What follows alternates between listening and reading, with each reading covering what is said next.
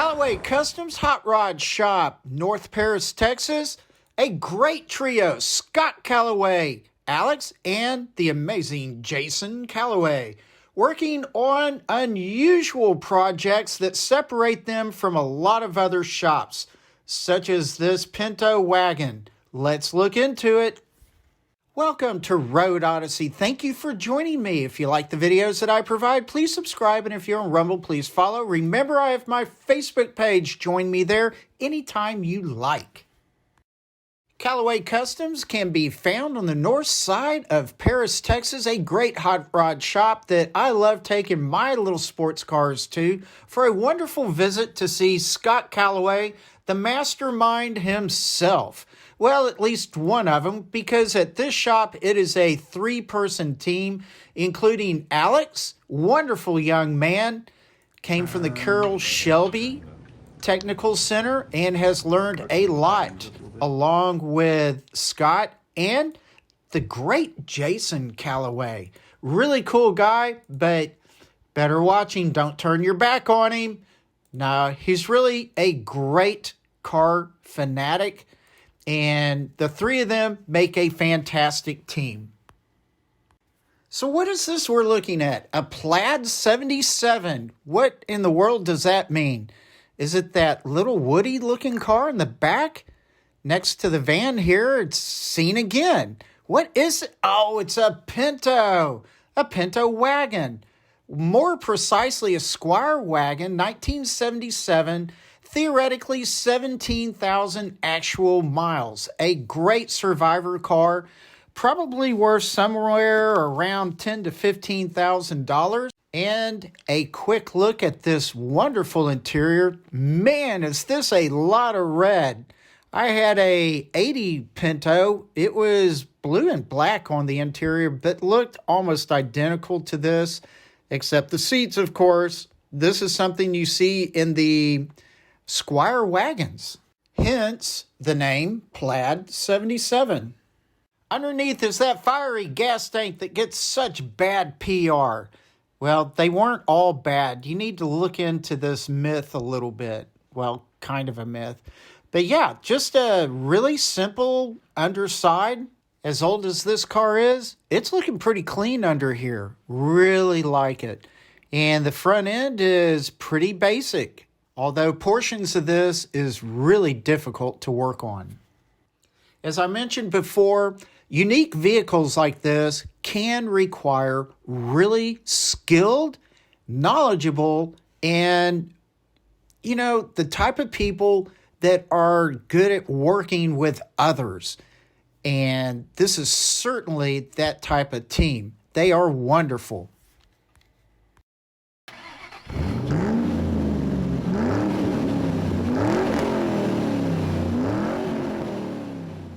The owner of this car picked it up at the Dallas Meekum auction for between $10,000 and $15,000, I believe. Eventually, the engine failed because over time and lack of use, the intake gasket and water port just no longer functioned. So the number 4 cylinder went bad, as well as just the whole block was ruined. Yep, there went another chunk right there.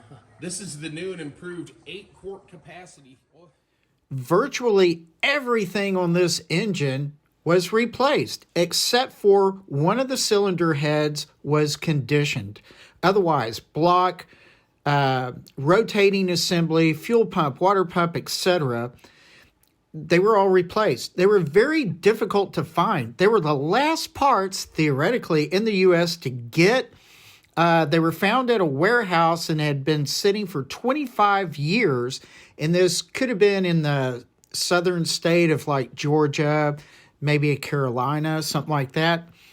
Anyway, the owner of the parts was very happy to sell them, probably because he never thought he would. Alex did the lion's share of the engine work, put it all back together himself, as Scott said, with a little micromanagement from himself and Jason. Essentially, Alex did a fantastic job putting this engine back together. Just listen to this little Pinto neigh.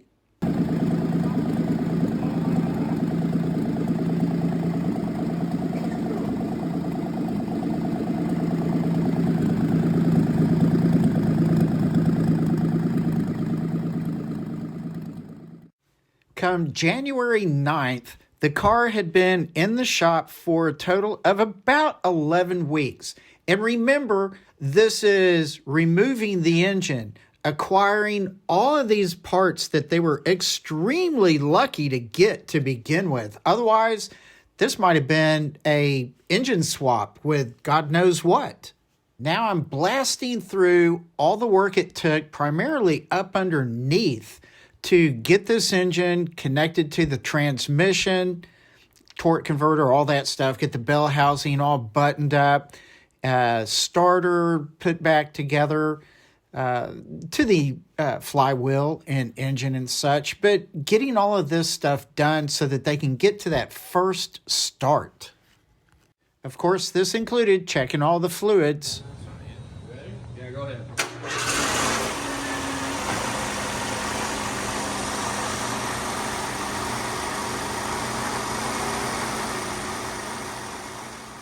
The next day, got a couple of clips of the engine itself for you to look at, and then it was rolled out of the garage, and the Pinto was released back into the wild.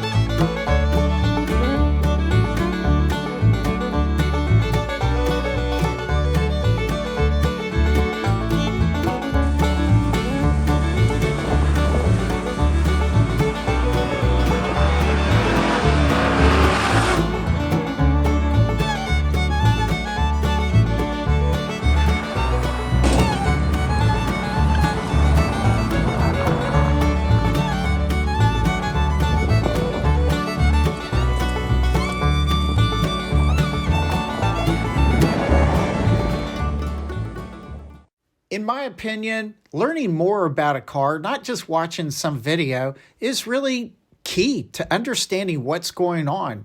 The Pinto Wagon was extremely popular. As this ad said, Ford pioneered the station wagon in 1929. Apparently, it was the best-selling wagon of its time period, and this was, prior to 1980, 1977 time period, and a lot of reasons to really like this car. So many features, just really a well-built car, all in all. Looking for some for sale? Well, they're out there. Be ready to spend at least 10 grand, maybe a little bit more nowadays, but at least 10 grand. So I found this on classic.com, and there is this Pinto Squire wagon for sale at Barrett-Jackson. So this was in 2022. So somebody had bought it, resold it at Dallas Mecum. I don't know how much for. Somewhere between $10,000 and $15,000 is what this owner bought it for. From this website, classic.com, and from the J.D. Powers website, the average retail price for these cars is about $9,000 or $10,000. So that's what it's worth. And the owner thought, hey, it would be nice to have this thing maintain its value by getting that engine reworked, of course. Now, you can find a lot of videos out there about these Pinto wagons. This one I thought was fantastic. Dylan McCool, a 2022 video that is a long video, but very neat. Of course, you can go into Wikipedia and find out all kinds of interesting things about the Ford Pinto. Built between 71 and 80. In this case, the Pinto Wagon, the powertrain being this V6, is a Ford Cologne V6 used from 75 to 79, 170 cubic inch, which is a 2.8 liter. In 77, it had 93 horsepower with 140 pound-feet of torque. The Ford Cologne V6 series of engines, a 90-degree cast iron block V6, was intended for use in Germany and continental Europe. So all in that little UK area is where these engines were targeted for. But they came to the US as well. What's the anticipated future of the Plaid 77? Well, number one, the wife loves it, so it's probably going to be a keeper. Also, it still needs its 500-mile checkup. It'll get its oil changed, the valves adjusted, and whatnot. So this will probably have a very, very good, well-enjoyed future. Thank you so much for watching this video on this, as Scott says, time capsule of a cool car, and something that, from the work perspective, separates Callaway Customs from other hot rod shop businesses. What a great job they have done.